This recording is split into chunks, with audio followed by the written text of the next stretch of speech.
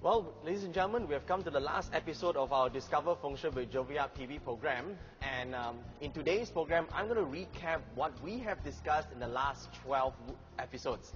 And so that you remember exactly what you can do for the Feng Shui of your house or the Feng Shui of your offices. Now, ever since the launch of our TV program and the articles that we have in the national papers, I think that Feng Shui has gone through a period of renaissance of sorts. As you know now, people start to realize that there are two types of Feng Shui actually practiced. The New Age Feng Shui and of course Classical Feng Shui. And you probably realize by now that in the last 12 episodes that we have been running, that we actually focus entirely on Classical Feng Shui. Now, Classical Feng Shui involves 4 important factors. Let's see if you remember what these 4 important factors are. These factors are, number 1, it focuses on the environment. Number 2, we talk about the building. Number 3, we talk about the residence.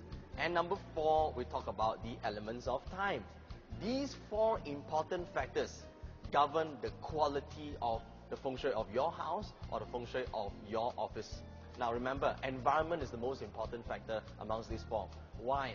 Because the location of your house determines the quality of qi that your house can receive in certain types of landform or certain types of area or what type of design you have. You must first have the correct type of environmental features. That's why to look for the property in the right place is always the number 1 priority. Once you identify where you want the house to be, then you know what type of energies that are available in that specific environment that you have. You determine the type of building that you have. The building obviously refers to the shape of the building, the size of the building. It's like the container of qi. It's like the pocket that pockets the energy from that certain environment. Okay, remember that. That is the building design. And the third thing, remember, we talk about the residents. Hey, different types of people have different types of receptiveness towards the qi of the environment or the qi of the building. Remember, different people have different life guas. And also, if you do Chinese astrology, different parts.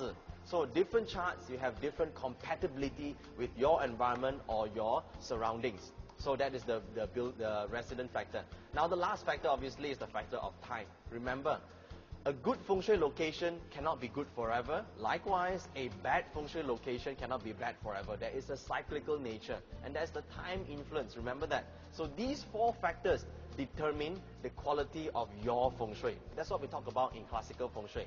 Now, whereas some of you are wondering, okay, what about this New Age Feng Shui thing?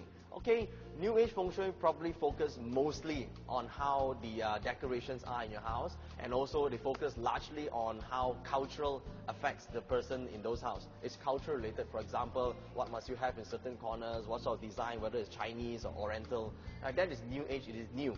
So remember, if you want to practice Feng Shui in the classical format, it's actually very subtle. You really cannot, you don't have to turn your house into a Chinese restaurant. Remember,